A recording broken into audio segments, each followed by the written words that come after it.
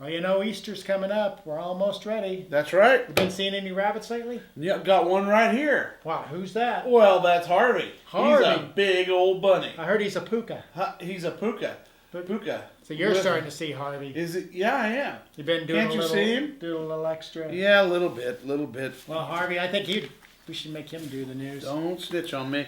Harvey, just listen up. You're a trainee. Trainee. Hello and welcome to your old news update. That's at the community theater, by the way. We should say that. Yes, playing until the 19th. Some guy that looks like you's directing the play. I know. It's my evil twin. Your evil twin. Hello and welcome to your old news update on Emmy. I'm Ezzy Fitz. Emmy Fitz. And I'm Buddy Driscoll. Bud Driscoll. Shout out to our sponsors, Mokio Museum, 211 West Iron, Headley's Clothing, 1829 South 9th, Yes, you got it. and Eagle Crest Retirement Community, 1501 East Magnolia. Let's top the headlines from yesteryear. We'll go from rabbits to birds. Oh, Pretty annoying birds. Pigeon droppings.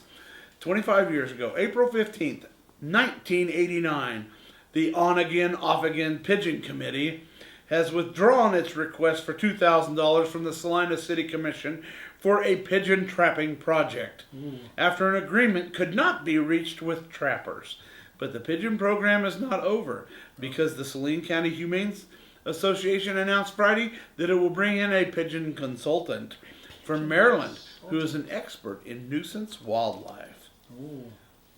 Well, you know, it's a good thing Elwood P. Dowd saw a 6-foot rabbit instead of a 6-foot pigeon. That would be pretty nasty. Nasty. And, okay, well, let's go to 1964, April 20th to be exact. Furlan Husky. Furlan Husky? Furlan Husky. One of the most versatile entertainers in the country music industry, headlines a cast of performers at the Grand Ole Opry Spring Spectacular at Memorial Hall on April 30th. Don't miss it, boys and girls. Maybe your last chance to see Furlan Husky. You think he's a big dude? No, he's probably a skinny little guy. All right. Furlan. April 17th, 1939. 2 runaway Salina girls, one 14 and the other 15, were located at Wichita late Friday afternoon, only a few hours after their disappearance. They were brought back home by their father. One appeared before the probate judge Will F. Miller Saturday and promised never to do it again. The girls admitted their entire capital on a proposed trip to California was a $1.25. $1, that didn't even go far in 1939. No, not even then.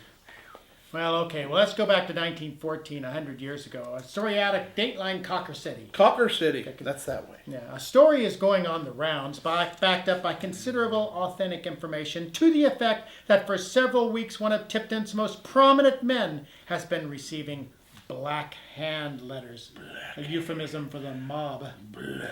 Letters asking him to leave $1,500. That's a big amount in 1914. Yep.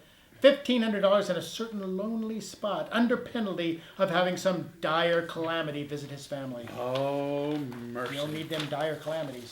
And speaking of dire calamities, let's go to the Republican from 1889. Yeah, better remove our hats. All right, remove your hats. April 17th.